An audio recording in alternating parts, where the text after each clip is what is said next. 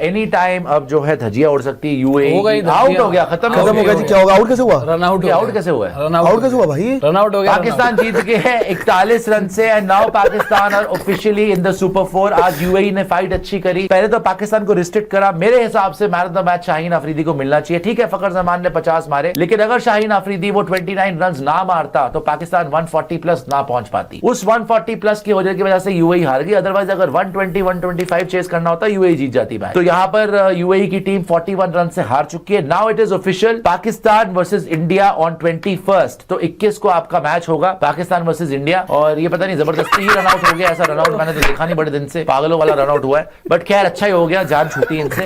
और यूएई वालों ने दम दिखाया, शुरू में इंटेंट से आए थे, हिटिंग करने की कोशिश करी।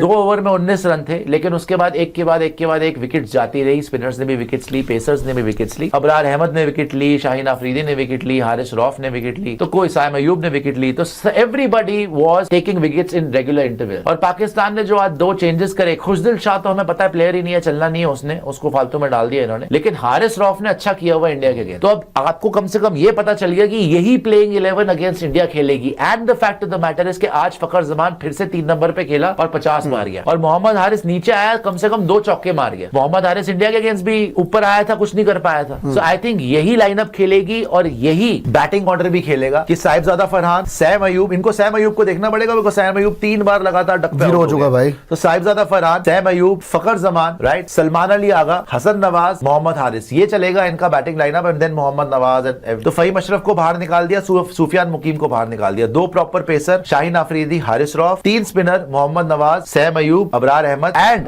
सलमान अली आगा 7 के अंदर। सो अब 21 तारीख को इतना तमाशा हो चुका है, राइट। पहले इंडिया ने हाथ नहीं मिलाया जी, ये पहुंच गए मैच रेफरी की कंप्लेंट करने। मैच रेफरी पाकिस्तान होगा, पाकिस्तान ने ये देख लिया भैया इंडिया ने हाथ नहीं मिलाया। उसके बाद सूर्या ने जाके पोस्ट मैच प्रेजेंटेशन में बोल दिया, this win is dedicated to Pahalgam victims and Indian army. तो अब पाकिस्तान पे भी प्रेशर होगा, भैया मैच जीतो और तुम लोग भी पोस्ट मैच प्रेजेंटेशन में आके बोलो कि it is dedicated to Pakistan army. तो अब तो ये पूरी जान लगाने की कोशिश करेंगे अगेंस्ट इंडिया। लेकिन एक बात तय है, आप नहीं सुपर फ्लॉप को लेकिन एक बार फिर पिटेंगे। Pakistan has now officially qualified for the super 4 and now it is only a matter of time कि you see Pakistan and India playing once again on the 21st of September। जो आपने बोला ना भी इंडिया वर्सेस पाकिस्तान जो नेक्स्ट मैच है, तो देख लिया। Fakhar Zaman against India, against Kuldeep Yadav, मैं उसको नहीं मानता कि वो कुछ खास कर सकता है।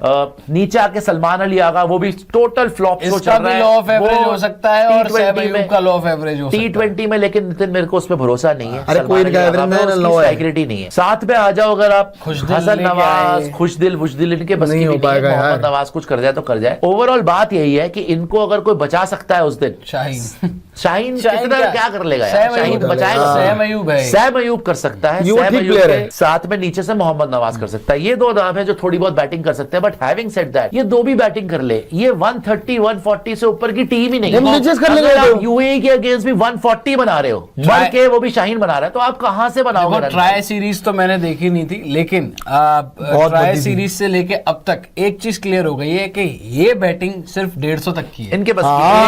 ये चाहे किसी के भी सामने खेले, चाहे वो यूएई हो, चाहे वो ओमान हो। ओमान के अगेंस्ट भी एक ही चांस है, इंडिया के अगेंस्ट 170 बनाए और फिर डिफेंड करने की कोशिश करें। लेकिन जिस तरीके से ड्यू आ रही है, इंडिया तो आराम से। इनका एक और चांस हो सकता है कि इंडिया को पहले बैटिंग कराओ। अगर इंडिया को 160 तक रिस्ट्रिक्ट करा तो बात हो सकती है, जो कि बहुत मुश्किल है। ये रिस्क नहीं ले सकते, बहुत मुश्किल है। ये रिस्क इनके अगेंस्ट ही जाएगा। इंडिया को पहले बैटिंग करा लो और उसके बाद हम चेस 200-250 मार देंगे। बट बात यहाँ पर ये है कि एक चीज क्लियर हो चुकी है कि पाकिस्तान की बैटिंग जो है वो सिर्फ लिमिटेड है 150-160 तक। दैट वो भी मैं कह रहा हूँ कि मैक्स टू मैक्स। उसमें भी शाहीन शाह अफरीदी की कंट्रीब्यूशन के साथ, विदाउट शाहीन शाह अफरीदी कंट्रीब्यूशन इनकी बैटिंग जो है वो 120-130 है। तो ये बात तो फैक्ट हो चुकी है। यस, जो मैं पिछले कई दिनों से बोल रहा हूँ कि हारिस रौफ को डालो, इन्होंने हारिस रौफ को डाला। आज हारिस वो 2 विकेट निकाल कर दी है। सो ये बोलिंग फ्रंट पर इन्होंने बोलिंग अपनी और मजबूत की है। हारिस रौफ को डाल रहा है शाहीन के साथ, शाहीन हारिस मिलके जो है वो कुछ विकेट निकाल सकते हैं। प्लस सैम अयूब इनके लिए एक पॉजिटिव है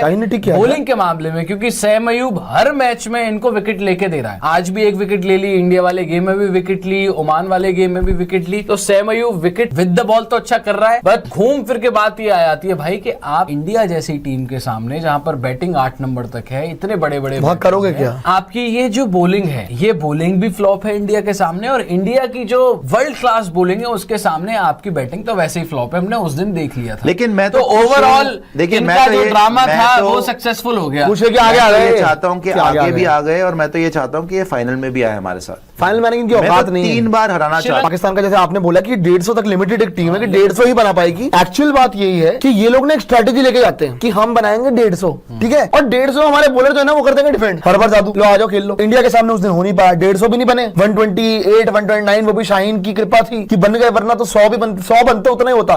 थे आज भी 100 पर बनते नहीं थे, 100 110, वो तो एंड में शाहीन ने छक्के चुक्के मार दिए तो काम हो गया इनका। देखो बैटिंग इनकी है एक्सपोज, बस बात ये है ना कि जितनी इन लोगों ने बढ़ के मारी ना, दिखाएगा जो ये एक घंटा लेट आ गए, जो उन्होंने बैठ के मीटिंगें करी है कि गद्दाफी स्टेडियम में प्रेस कॉन्फ्रेंस करेंगे फलाना करेंगे ढिमकाना करेंगे, तो जितनी अकड़ और जितना गुरूर दिखाया ना कि हम तो बहुत बड़ा मुल्क है, उतनी क्रिकेट खेल। During IPL match KKR versus Kings 11 Punjab नहीं है, पंजाब किंग्स है। मैच शानदार जीत दर्ज की, और इसमें मैच में जो अभी तक जो हमें लग रहा है जिसकी सबसे अच्छी परफॉर्मेंस अगर किसी खिलाड़ी ने दी तो वो शाहीन अफरीदी रहे, जिन्होंने पहले बल्लेबाजी में शानदार प्रदर्शन किया और 14 गेंदों पर 29 रनों की पारी खेली। इसके बाद उन्होंने 2 महत्वपूर्ण विकेट भी अपनी टीम के लिए लिए। तो कहीं ना कहीं हो सकता है कि हमारे अकॉर्डिंग तो शाहीन अफरीदी ही आज के प्लेयर ऑफ द मैच बनने वाले हैं। लेकिन सबसे जो बड़ी बात जो टीम इंडिया के फैंस के लिए जानना जरूरी है वो ये है कि पाकिस्तान ने सुपर 4 के लिए क्वालिफाई कर लिया है। इसका मतलब ये है कि आने वाला जो संडे है इसमें भारत और पाकिस्तान के बीच एक और कड़ा मुकाबला देखने के लिए मिलेगा। अभी आज के लिए इतना ही, क्योंकि अब समय हो चुका है और हमें भी आप इजाजत दीजिए। लेकिन कल जो मैच अभी 18 सितंबर को जो मैच खेला जाएगा श्रीलंका वर्सेस अफगानिस्तान के बीच, इस पर हमारी सारी नजर बनी रहेगी, क्योंकि सुपर 4 में पहुंचने के लिहाज से ये मैच भी बहुत ज्यादा इंपॉर्टेंट है। तो इससे जुड़ी सारी तमाम अपडेट्स एशिया कप 2025